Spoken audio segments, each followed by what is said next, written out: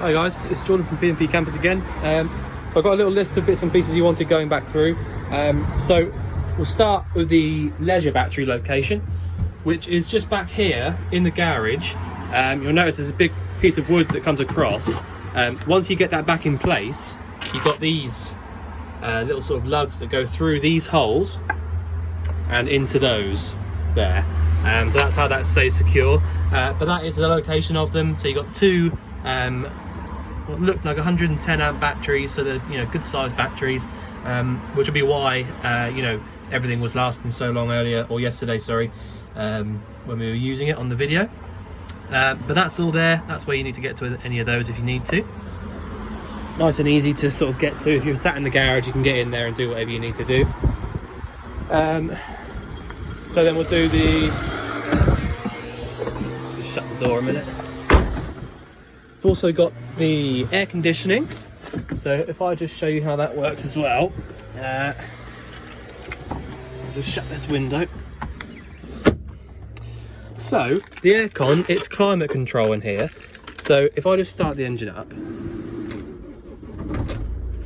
So instead of being, I'll just pop the step in as well. You've got a little button over here. So that's what that noise is. Instead of being a button to turn the air conditioning on, you've got climate control. So basically, as long as you have the number all the way down on low and the fan speed setting here above 1 or 1 or above, then the air conditioning will work regardless. The eco button will sort of stop that from working. So you can give the aircon a little break. On the Mercedes, they actually have what do they call it? Pause, I think they have it. So it sort of pauses the air conditioning for a minute. But that's how it works. So if you want to use the air conditioning, whether that be hot or cold, if it needs to use the aircon, it will do it automatically.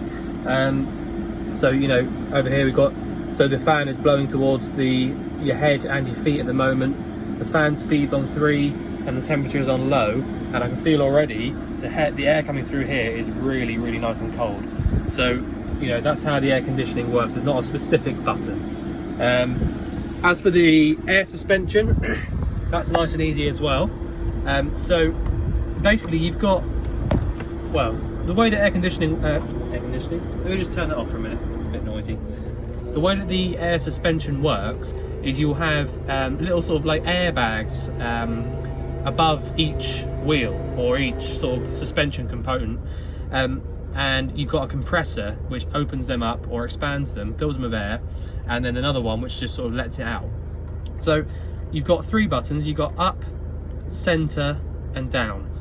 So if I want to put the van up, use the air suspension, put it up a little bit, push and hold this button, and you'll see this little light inside the dash here,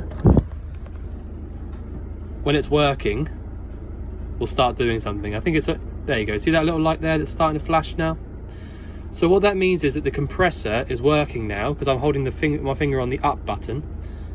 So now that has stopped. So the compressor has filled the van with air, and or the suspension-y parts with air, and that's how that sort of part works. That's how the compressor fires up and fills the airbags with air, basically.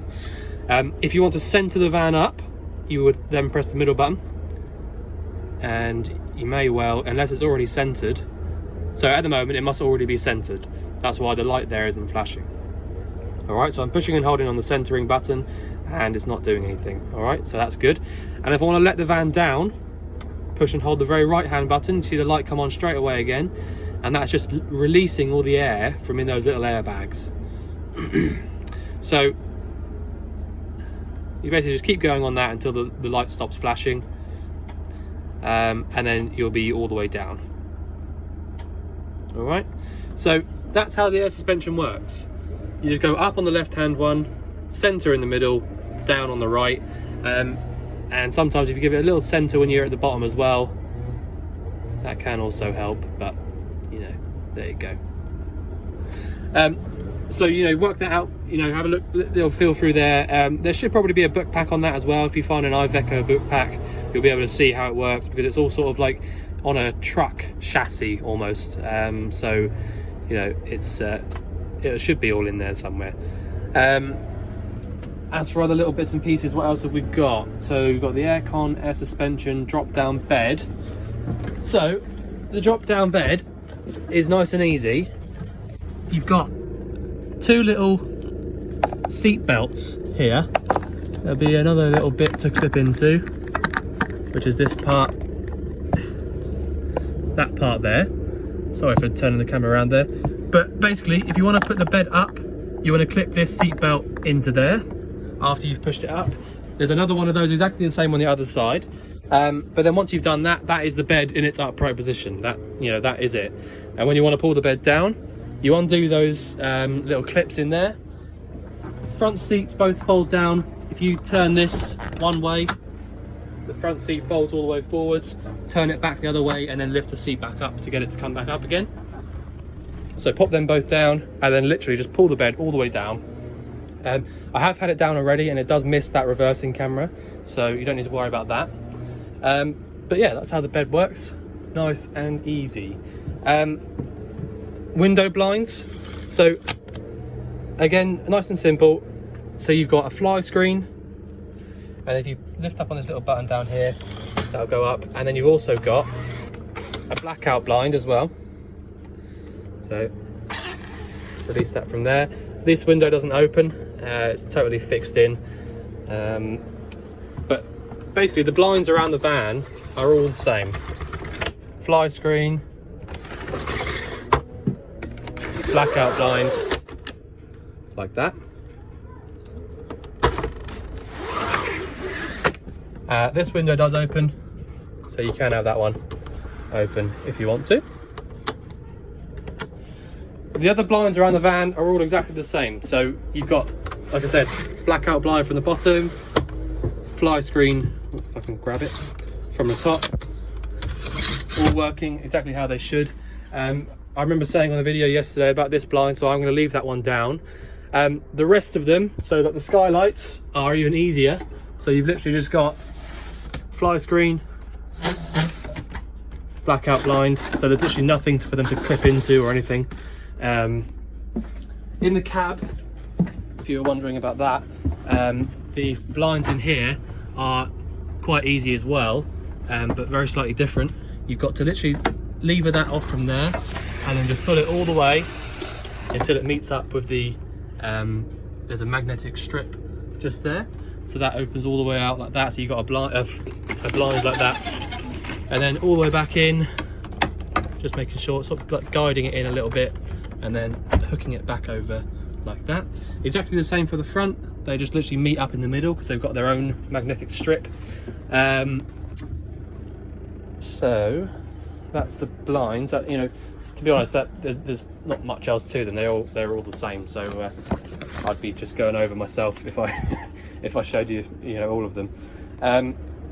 So location leisure battery did first, window blinds, drop down bed, air suspension, control for aircon, and so the alarm and the tracker side of things, we don't actually look at any of that. It's not something that we can do as part of the habitation check or any kind of our check. So in your book pack you should have some paperwork for the tracker.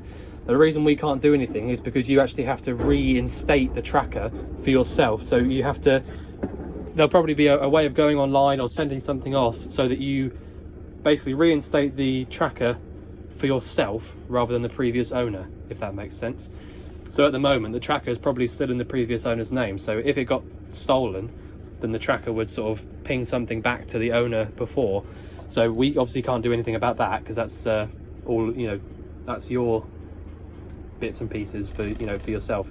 And the alarm, again, we don't touch any of that. You have a factory immobilizer in here, so you know when you put the key in there it will just sort of do its own thing. But to actually get in here and start the van up, you don't need to do anything special whatsoever.